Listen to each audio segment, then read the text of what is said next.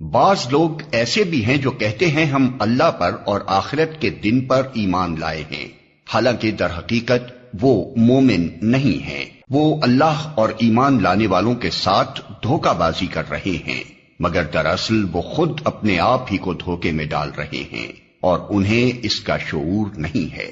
ان کے دلوں میں ایک بیماری ہے جسے اللہ نے اور زیادہ بڑھا دیا ہے، اور جو جھوٹ وہ بولتے ہیں اس کی پاداش میں ان کے لیے دردناک سزا ہے۔ جب کبھی ان سے کہا گیا کہ زمین میں فساد برپا نہ کرو تو انہوں نے یہی کہا کہ ہم تو اصلاح کرنے والے ہیں۔ خبردار، حقیقت میں یہی لوگ مفسد ہیں، مگر انہیں شعور نہیں ہے۔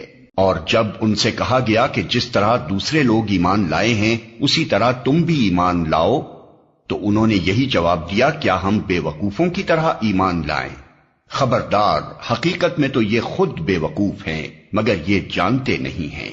جب یہ اہل ایمان سے ملتے ہیں تو کہتے ہیں کہ ہم ایمان لائے ہیں، اور جب علیحدگی میں اپنے شیطانوں سے ملتے ہیں تو کہتے ہیں کہ اصل میں تو ہم تمہارے ساتھ ہیں اور ان لوگوں سے محض مذاق کر رہے ہیں۔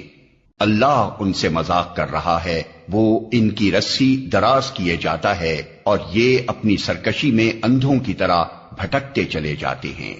یہ وہ لوگ ہیں جنہوں نے ہدایت کے بدلے گمراہی خرید لی ہے، مگر یہ سودا ان کے لیے نفع بخش نہیں ہے اور یہ ہرگز صحیح راستے پر نہیں ہیں۔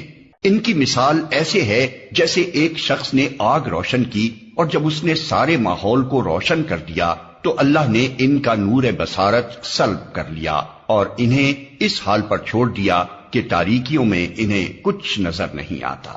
یہ بہرے ہیں، گونگے ہیں، اندھے ہیں، یہ اب نہ پلٹیں گے۔ یا پھر ان کی مثال یوں سمجھو کہ آسمان سے زور کی بارش ہو رہی ہے اور اس کے ساتھ اندھیری گھٹا اور کڑک اور چمک بھی ہے۔ یہ بجلی کے کڑاکے سن کر اپنی جانوں کے خوف سے کانوں میں انگلیاں ٹھوسے لیتے ہیں، اور اللہ ان منکرین حق کو ہر طرف سے گھیرے میں لیے ہوئے ہے۔ چمک سے ان کی حالت یہ ہو رہی ہے گویا عنقریب بجلی ان کی بصارت اچک لے جائے گی۔ جب ذرا کچھ روشنی انہیں محسوس ہوتی ہے تو اس میں کچھ دور چل لیتے ہیں، اور جب ان پر اندھیرا چھا جاتا ہے تو کھڑے ہو جاتے ہیں۔ اللہ چاہتا تو ان کی سماعت اور بصارت بالکل ہی سلب کر لیتا، یقیناً وہ ہر چیز پر قادر ہے۔